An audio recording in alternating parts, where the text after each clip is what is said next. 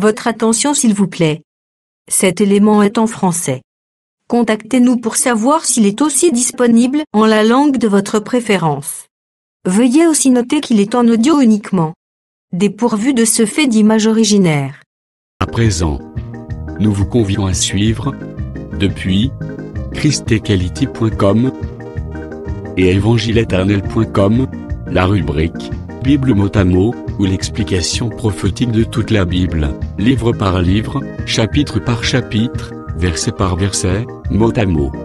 Elle est présentée aujourd'hui par le prophète Jean Bosco Mbombi, ministre de l'Évangile éternel. Recherchez-vous les enseignements du prophète Jean Bosco Mbombi, allez sur christequality.com ou sur evangileeternel.com/jbmbombi.html. Les enseignements sont disponibles en texte, audio et vidéo. Surtout, ne partez point sans souscrire à l'une de nos chaînes YouTube qui correspond à votre version linguistique. Souscrivez s'il vous plaît. Bonne édification au nom de notre commun Seigneur et Dieu Jésus-Christ. Amen.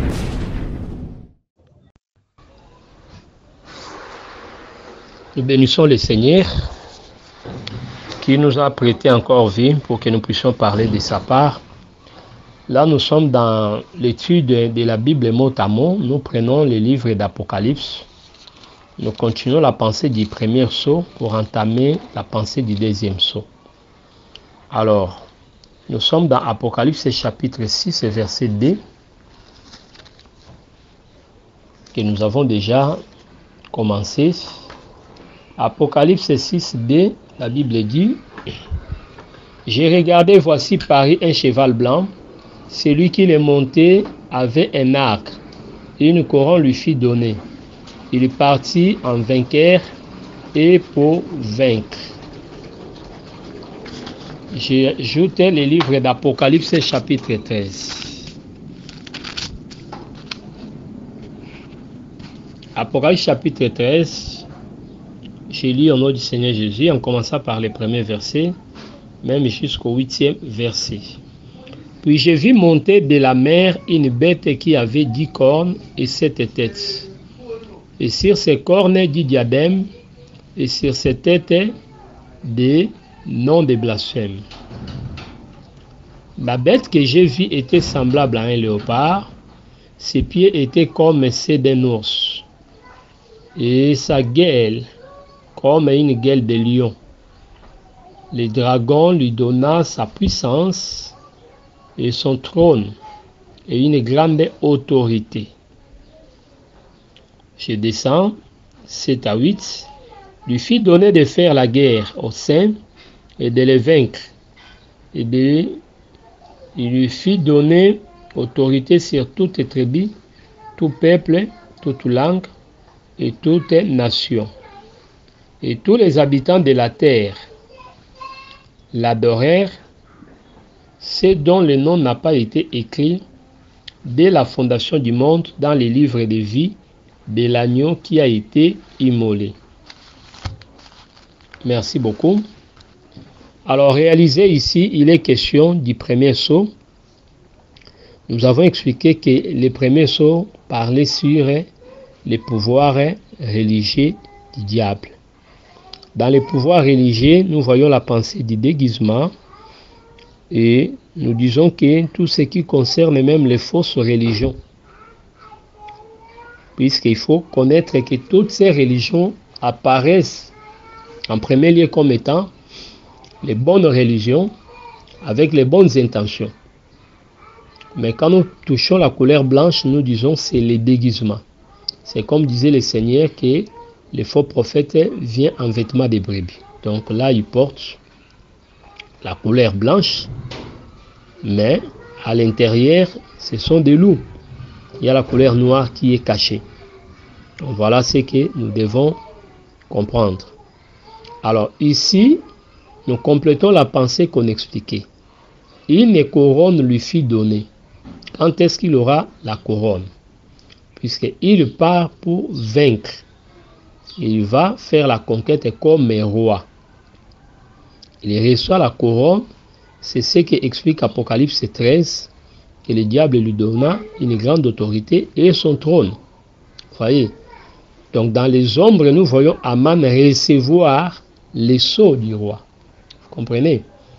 Or, au départ, les gens l'adoraient, mais un certain Mardochée ne voulait pas l'adorer.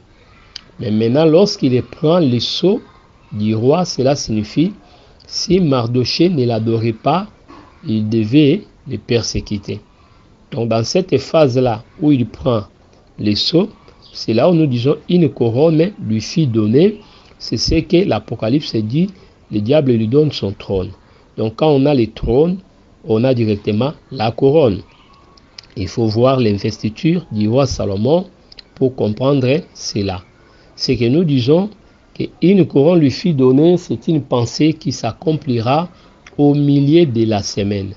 Donc voilà ce que nous devons comprendre.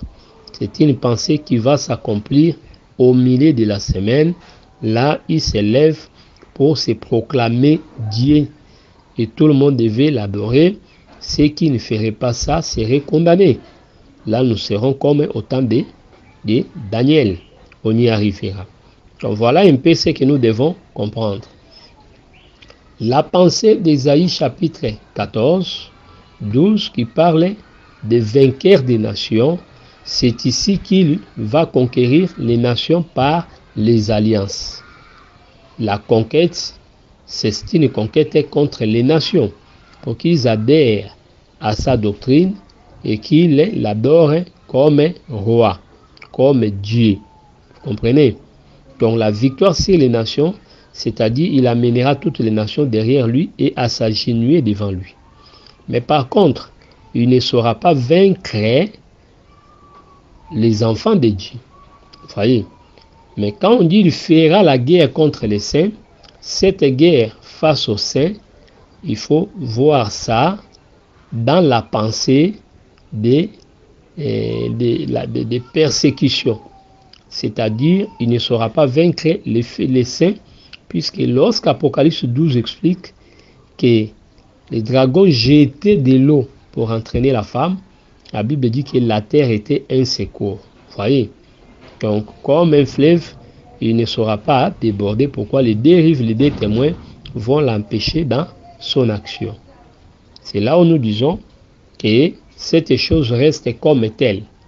Mais il ne saura pas séduire les saints malgré son déguisement. Puisque un homme averti en vaut deux, comme dit le monde. Donc, l'Église a déjà été enseignée. Donc, l'Église n'ignore pas les desseins de l'ennemi. Connaissant son dessein, les peuples saints, c'est-à-dire les vierges folles, les 144 000, vont refuser son adoration. Vous comprenez? Vont refuser de l'adorer. Et conséquence, il va les maltraiter. C'est ça la grande tribulation. Il va les vaincre par rapport au physique, en occasionnant leur mort. C'est ça la victoire. Mais par rapport à ce qui est spirituel, les amener dans la fausse doctrine, cela ne serait pas possible. Donc c'est là où nous disons qu'un véritable élu ne peut pas être séduit. Cette semence qu'il a reçue, c'est une semence incorruptible. Donc voilà comment est-ce que nous devons comprendre la pensée du premier sceau. Là, nous positionnons les premiers sceaux par rapport à la prophétie. Mais comme nous avons dit, nous n'avons pas ignoré l'accomplissement aujourd'hui. Donc aujourd'hui, quand nous parlons du premier sceau, nous voyons la présence des séducteurs, des faux prophètes. Retenons une différence importante et capitale. Nous sommes dans 1 Jean chapitre 2. 1 Jean 2, 18. Petit enfant, c'est la dernière ère. Et comme vous l'avez appris, qu'un antéchrist vient. Il y a maintenant plusieurs antéchrists. Par là, nous connaissons que nous sommes à la dernière ère. Merci. Pour nous, c'est la dernière ère, mais quand nous rentrons en Israël, cette dernière ère était regardée comme le dernier campement. Or, au dernier campement, c'est là où Balaam était apparu pour chercher à séduire Israël.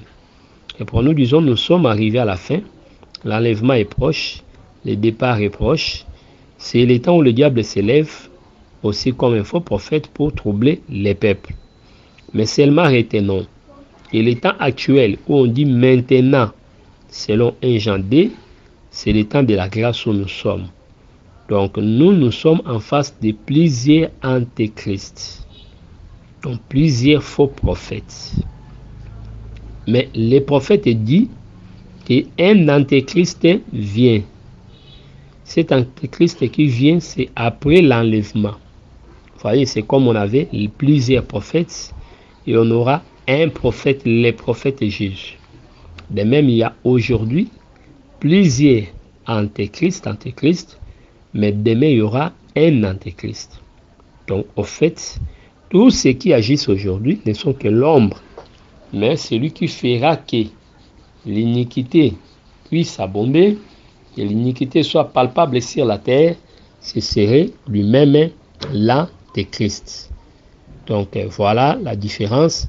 Aujourd'hui, avant l'enlèvement, maintenant, nous parlons de plusieurs, mais après l'enlèvement, l'incarnation du diable, c'est ça que nous appelons les problèmes de l'apparition de l'antéchrist.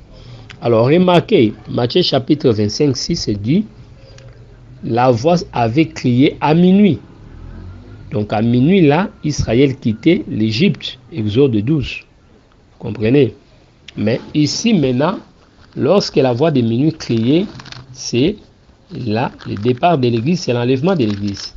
Nous comprenons par là que l'exode que faisait Israël dans l'ombre était l'ombre de l'enlèvement de l'Église. Or, remarquez, c'était à minuit. Or, selon le temps, lorsque nous touchons midi, il est question du perfectionnement de la lumière. La lumière devient parfaite, c'est pourquoi à midi, Dieu est sur la terre. Genèse 38 et Genèse 18, 1 à 2, Dieu visita Abraham sous la chaleur du jour. Donc nous sommes à midi. Mais par contre, ici, nous sommes à minuit. Le débordement de l'iniquité, nous disons que Satan aussi est sur la terre. Si Dieu était sur la terre, à midi, à minuit, nous disons, Satan est sur la terre. C'est pourquoi la manifestation de l'antéchrist, nous disons, c'est l'incarnation du diable. C'est le diable qui porte un corps pour venir séduire les gens pour la dernière fois. Donc, vous voyez, c'est que nous devons retenir, sachant qu'il a peu de temps. Donc là, nous disons, il s'élève pour séduire les habitants de la terre et pour vaincre en quelque sorte, c'est la bataille finale pour en quelque sorte prendre possession de la terre. Mais il va échouer, le Seigneur va les compliquer. Voilà ce que nous devons retenir à propos. Donc, lorsque nous parlons du cheval blanc, c'est Satan lui-même qui porte un corps. C'est ça le premier saut, c'est la pensée que nous devons garder. Donc, voilà ce que nous devons ajouter comme précision. Alors là, nous entrons directement dans le deuxième saut.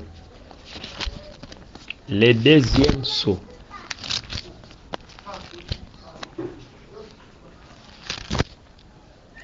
Apocalypse chapitre 6, je prends le verset 3. Apocalypse 6, verset 3. Quand il ouvrit le second sceau, j'entendis le second être vivant qui disait, viens. 4. Et il sortit un cheval roux. Celui qui les montait réussit le pouvoir d'enlever la paix de la terre, afin que les hommes s'égorgeassent les uns les autres, et une grande épée lui fit donner. Merci beaucoup. Romains chapitre 13, verset 4. Romains 13, 4. Nous lisons au nom du Seigneur Jésus-Christ. Les magistrats et serviteurs de Dieu pour ton bien. Mais si tu fais le mal, crains, car ce n'est pas en vain qu'ils portent l'épée, étant serviteurs de Dieu pour exercer la vengeance et punir celui qui fait le mal.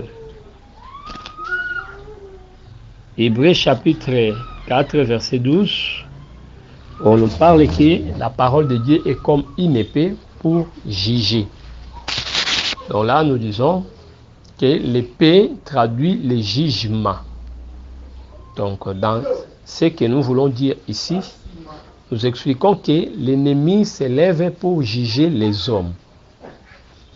C'est ce jugement que nous appelons la grande tribulation. Donc, j'insiste que la grande tribulation, ce n'est pas le 5e sceau. Nous allons y arriver. Le 5e sceau où on donne des robes blanches, c'est le salut d'Israël, le salut du reste d'Israël. Le 5e sceau parle sur le retour de la grâce. Mais ici, il est question du jugement de l'ennemi contre les saints. Or, nous avons déjà dit, de même qu'on parle sur la marche de la prophétie par rapport au premier sceau, ici aussi dans le deuxième sceau, la prophétie marche. Dans l'ombre, lorsque nous voyons Caïn tuer Abel, c'est l'œuvre du deuxième cheval. C'est pourquoi l'Écriture dit quelque part, vous allez voir, on présente Satan comme étant le meurtrier dès le commencement. Puisqu'on les responsabilise, puisque c'est lui qui agissait dans la personne de Caïn. Vous voyez? Donc c'est ce que nous devons retenir. Deuxième des choses, tout ce qui a mis comme persécution de l'Église. Vous voyez? Où les faux frères s'acharnaient sur les vrais frères. Les persécutions telles que nous avons vues, les groupes des pharisiens, les Paul, s'acharnaient contre Étienne, dont là nous voyons Étienne comme Abel et les autres comme Caïn. Vous voyez? Donc, aujourd'hui, cette pensée-là, c'est trahir les uns les autres. Les faux frères trahissent les faux frères, les vrais frères. Et lorsqu'il y a des empoisonnements, il y a tant d'histoires, nous disons, ces morts-là représentent l'œuvre du deuxième sceau ou du deuxième cavalier. La couleur rouge là, le rouge c'est rouge, c'est pour parler du sang. C'est pourquoi on avait fait le mariage avec le pouvoir politique, puisque c'est en politique et le sang est versé à tout moment. Donc l'homme est politique pour affermir son pouvoir, aime que le sang puisse tomber, couler plutôt. Quand le sang coule comme ça, là, le trône ou le royaume est affermi. Mais pour Dieu, nous savons que le royaume ne s'affermit que par la justice. Or, remarquez ici, dans la pensée prophétique, nous disons c'est différent avec ce qui s'est passé de l'autre côté. Mais ici, il n'est pas question des hommes. Les hommes ne seront que des instruments au service du malin. Mais ici, c'est la grande tribulation que nous expliquons par l'ouverture du deuxième sceau, puisque le sang sera répandu. Il y a la mortalité par l'épée. Or, souvenez-vous au temps de Moïse, avant la délivrance d'Israël, il y avait aussi la grande tribulation que nous appelons la mort des premiers-nés. On ne tuait pas les femmes, mais on tuait les enfants mâles. Or, le mâle, c'est celui qui porte la sémence. C'est pour dire que la grande tribulation ne va pas s'intéresser à tout le monde. Mais ceux qui seront persécutés, ce seraient ceux qui portent l'enseignement de Christ, ceux qui ont la nature des mâles à cause de l'enseignement. Donc voilà comment les choses vont se passer. Donc la grande tribulation, on appelle ça grande, puisque aujourd'hui nous vivons des tribulations. Voyez, Matthieu chapitre 5, verset 12. Vous allez voir le Seigneur faire mention de tribulations et de persécutions. Nous allons aussi prendre Actes des Apôtres. Matthieu chapitre 5.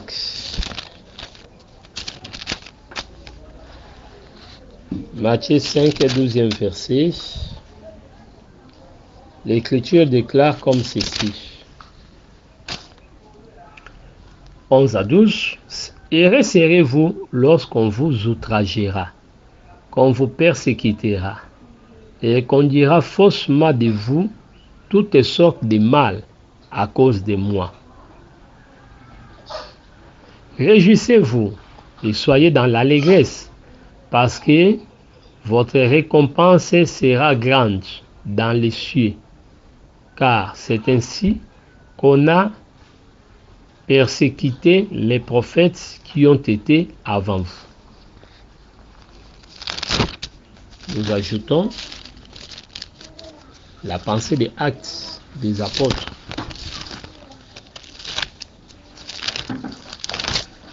Pour les fortifier, les disciples, en leur disant qu'ils entreraient dans les royaumes par beaucoup de tribulations.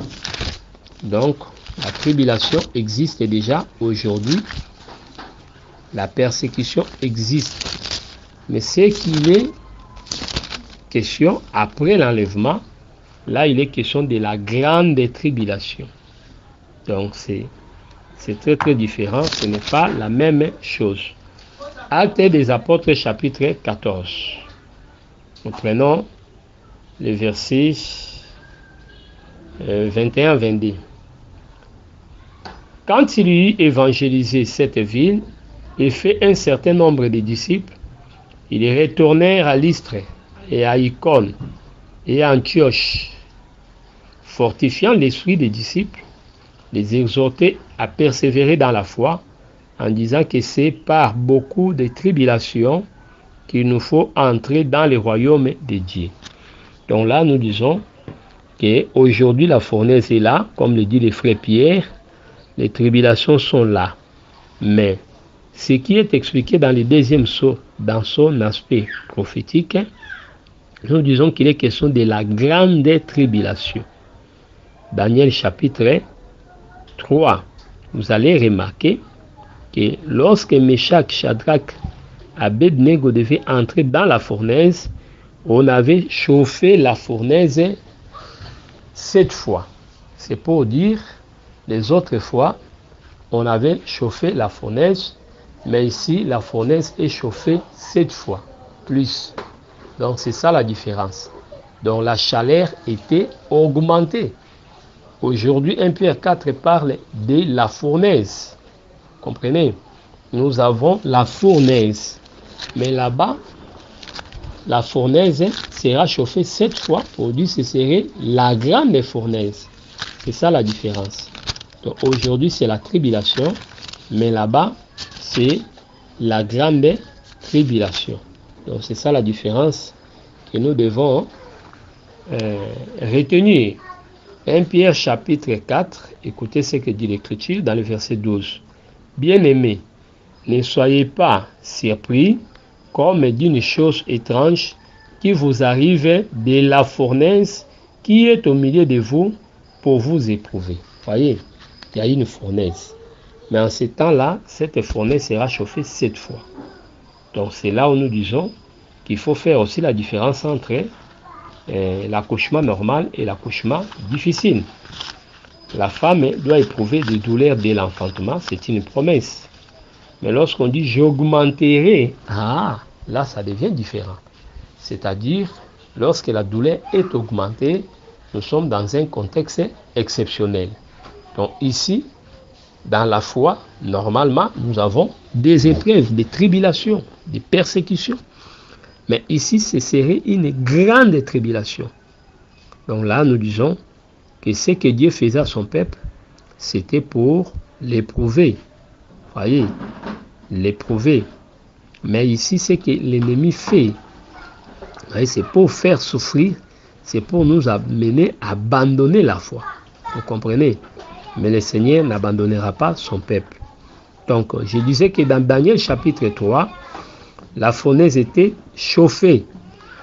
Nous avons toujours dit que Daniel n'était pas dans la fournaise puisqu'il était dans la cour. Pourquoi? Puisqu'il avait interprété les songes. C'est ce qui lui a donné le privilège d'être dans la cour. C'est ça, les refuges du peuple saint. C'est pour Ésaïe chapitre 26, verset 20, explique clairement que le peuple devait entrer dans la chambre pour échapper à la colère. Voyez. Donc, c'est pourquoi un seul moyen pour le peuple d'échapper à ces jugements, c'est de participer à l'enlèvement. Si quelqu'un participe à l'enlèvement, il sera exempté de ces jugements. Donc, Ésaïe chapitre 26, nous prenons le verset 20. Donc, c'est très très important. Nous prenons le verset 20. Alors, il est écrit dans la parole de Dieu, j'ai lu au nom du Seigneur Jésus-Christ, va mon peuple, entre dans la chambre et ferme la porte derrière toi. Cache-toi pour quelques instants jusqu'à ce que la colère soit passée. Voyez. Donc, Daniel fait partie de ces groupes-là. Il représente les enfants de Dieu qui ne prendront pas part à la grande tribulation. Donc, ils seront préservés. Voyez, donc, c'est très très important. Ils seront préservés pour ne pas voir la colère qui viendra après. Donc, Daniel n'était pas dans la fournaise, mais ses frères étaient dans la fournaise. Néanmoins, le Seigneur ne les avait pas abandonnés. C'est pourquoi nous disons, la Vierge folle, comme les 144 000, seront dans la grande tribulation exposés à cette souffrance, mais Dieu va les préserver. C'est ça la présence de l'ange de l'Éternel qui était descendu pour les protéger. Donc la grande tribulation, ce serait un châtiment qu'on va infliger à tous ceux qui ne vont pas adorer l'ennemi. Puisqu'au temps de Daniel, on avait dressé l'idole dans la vallée. Vous comprenez? Ce n'était pas une adoration qui devait se faire sur la montagne, mais dans la vanité. Donc c'est la fausse adoration. C'est pourquoi nous parlons de 666. Voyez, quiconque n'aura pas le sceau de 666, quiconque n'adorera pas la bête sera soumis à cette torture-là, à ces souffrances-là. Donc la grande tribulation sera là, en quelque sorte, un jugement. Donc contre tous ceux qui ne vont pas recevoir l'enseignement de la bête, contre tous ceux qui ne vont pas adorer la bête. Voyez, c'est comme au temps de Jézabel. Tous ceux qui refusaient le culte de Baal étaient tués, massacrés. Voyez, c'est pourquoi Élie devait fuir. Voyez, on tuait les gens à cause de cela.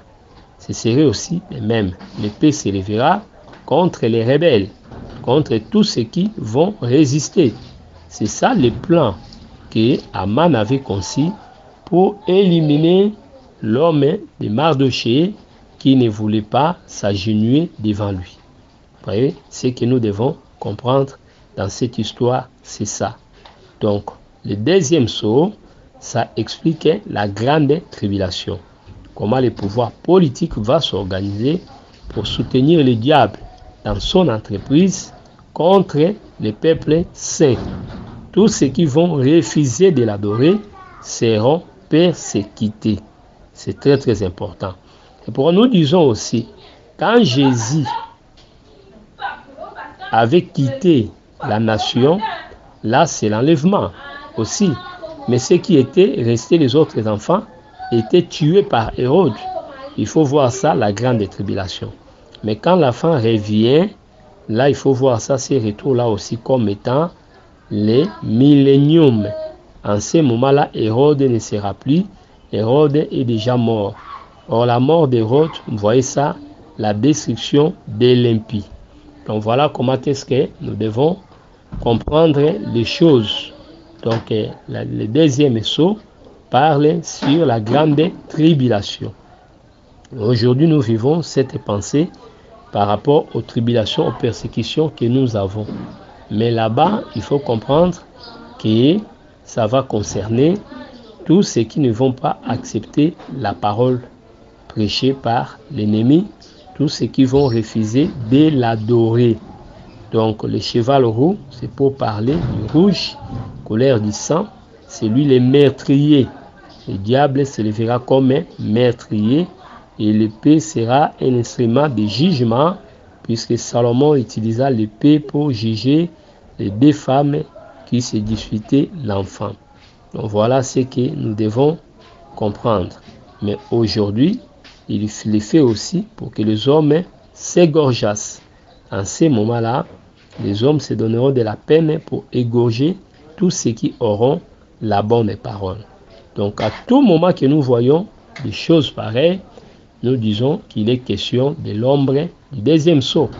Lorsqu'Athalie s'élève pour éliminer la race royale, lorsqu'Abimelech tue ses frères, tout ça, ce sont des ombres pour expliquer les problèmes du deuxième sceau.